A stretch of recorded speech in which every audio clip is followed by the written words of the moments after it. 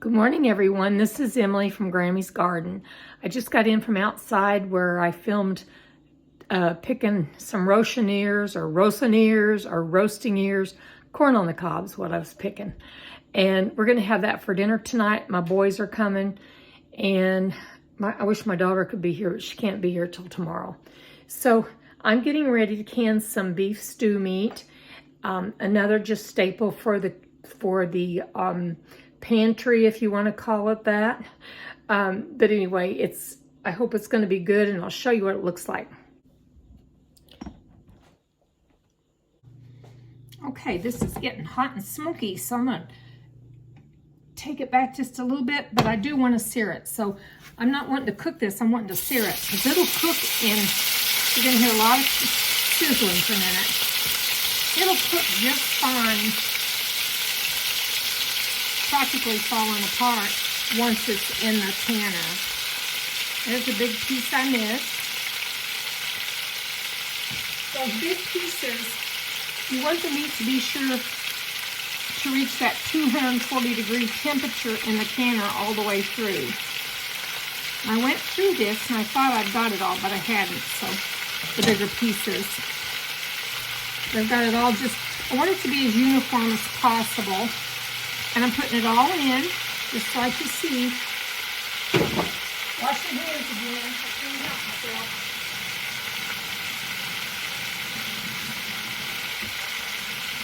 What I'm going to do is put my salt down in the jars. And I'm just going to give this a quick sear. Now, the canning books don't say that you have to, you can just pack this. You don't have to cook it ahead of time. And that's with, I think, elk and deer and other things as well.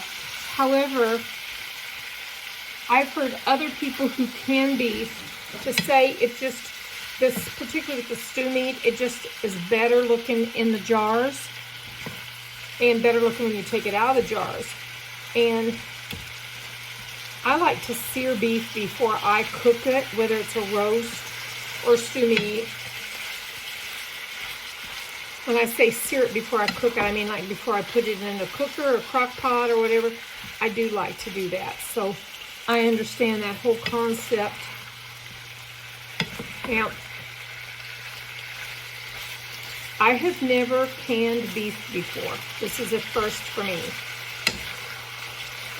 I've canned chicken. Just canned some chicken last week. And I canned chicken last year, and I just loved it. And when I got down to the last jar, I was like, oh, time to get some more. So I'm going to go ahead and get this ready for the jars. This piece is looking kind of like what I want. Let me show you this. It's not too hot. I can hold it. See that? The brown on the edge? That's what I'm going for. And I don't want to put a lot of this fat into my jars. I've got my jars washed with hot water and really hot water, and then I'll heat them up in the canner too before I load this up. So we'll just keep on moving along. Okay, I've got this meat just simmering. I've got it about where I want it. Remember, if you have hot jars, these are just pretty warm. They're not hot yet. I've got them over here in my canner. And I'm going to see, I'm hoping I have enough to really warrant a canner full.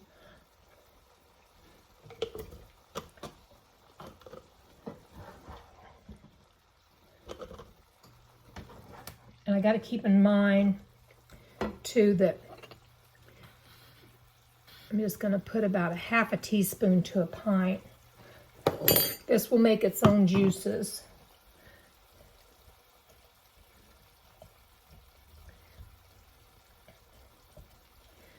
And this will be about a meal-sized thing with leftovers for me.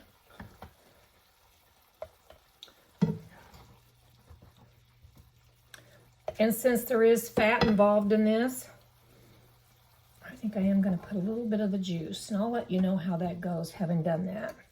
Because I cooked a lot of the juices out of it. This cooked really quick. So here I've got my piece of paper towel. that's got vinegar on it. And the reason it's got vinegar is when I clean the rims, I want it to cut through the fat if there's any fat at the top.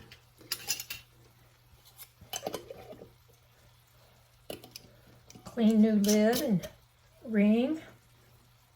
Finger tight, and in it goes.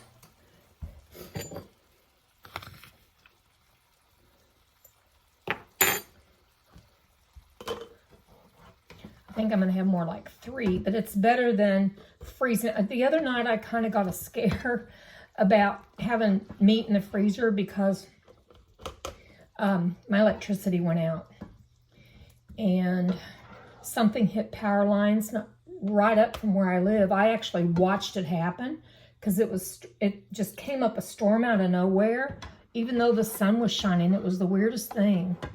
And had someone ask me yesterday if it was a microburst. I don't know. I never really heard. Don't want to fill these too full because I want to give them a chance to give off juices, and I don't want that to siphon out into the thing. Wouldn't be the end of the world, but it just might cause it to not seal as well. And if this comes out just like this, okay, just like that, and it has no other juices around it, that's okay. That is all right. It does not mean that you don't have an okay product. Calling food product is kind of weird for me, but I'm going to have 4, it looks like.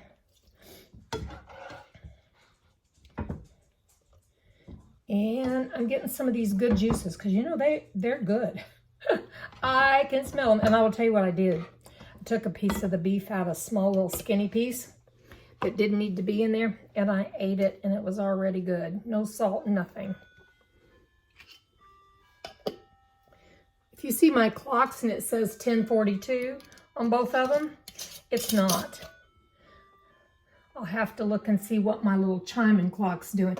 Because when I lost power, I reset my clocks, and then I came home yesterday from an appointment in another town, and my clocks weren't right again, and it looked like the power had been off briefly again. So I got to reset those little boogers. So I'm going to have 4 pints. That's pretty good. Okay, got them in the canner. Take that 1 out. I was hoping for 5, but I got 4, so that's good. And I think I'm going to connect this video up with one that I did this morning, just an offhand video when I was out picking corn. And it was just a quick little tour. Now that's on there good. No, it wasn't. You'll feel it when it sits, your camera sets down. There we go. And then there's arrows that match up, and then you just turn the handles and you're set. So I'll show you this. I've shown it to you before. I'll show it to you again. Okay, this will start spewing steam. When it's a steady stream coming up, after 10 minutes, I'll start timing when it's steady. After 10 minutes, I'll put, where's my little weight? Here it is. I'm moving y'all around today. Put that on it. After 10 minutes of steady steam, and then the pressure will start building. And when I get up to 11 pounds, I'll try to maintain that pressure. It's not my cooker that kind of sometimes is off, and even my burner's not off. It's just kind of where I've set it. Could be what, I don't know. There's variables, but it's got to where my stove pretty well. Once I get it at 11 pounds, I turn it to low back here. And when I turn it to low, it usually maintains right there. Everybody's stove and cooker is going to be different, so you all just do your own thing. So when this is all done, I'll show it to you. This has been 10 minutes, and I'm getting ready to put the weight on it, and then I'll start timing. Once it gets up to 11 pounds of pressure, I will start timing for 75 minutes. Meat like this is 75 minutes for pints and 90 minutes for quarts. Okay, our 75 minutes are up. I'm going to turn this off, and I'm going to let it set for about an hour. Some people will let it set until the dial comes down to 0. But I let mine set a little longer than that because I don't want to take a chance on a steam burn. So anyway, I'll be back whenever I'm taking these out of the canner, and we're going to see together what this looks like. Okay, this has been sitting for 46 minutes, and after it went to 0, I'm going to take this off. This is the weight. And then when you take the lid off, you want to lift it away from yourself, because the steam that comes out, you don't want that going on your face. And I'm going to set this over here, and then I want us to look together and see, what does our beef look like? Oh, it looks good. Looks really good. I'll hold it up here for you. So remember 4 pints? Oh, it looks really good. So I'm going to set it over here where I've got a folded up tea towel. Okay, there's number 2. A little bit of juices. Now when this gets cooled off, we'll see that it's going to have some fat, like you'll see solidified fat on the top of it, or not the top, but around the edges.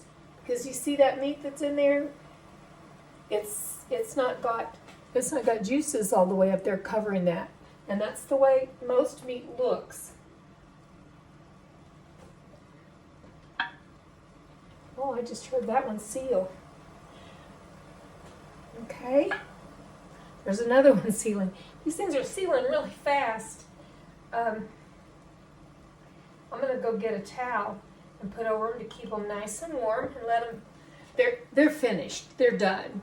But it's just something I started doing because I saw someone do it on YouTube, and it was something his mother did, and I thought, you know, it's not going to make my product not any good to not cover them and keep them warm. But I noticed that some of the old timers, I think I'm one of those too. I saw one of the old timers who's been canning forever do that with her tomatoes that she canned. She covered them with a nice warm towel and left them on there for 24 hours. So anyway, that's how you can beef. You all have a great day, and along the way I'll probably mention something I'm making with the beef. I'm thinking it would take 2 of these to, you know, if I had company, to make like a beef stroganoff, or that's the first thing that comes to my mind. Or if I'm making just a stew for myself for this winter, I'm thinking hearty for winter. I hope that doesn't mean we're going to have a really bad winter here, because we had a really mild one last year. Anyway, you all have a great day and take good care of yourself. Bye.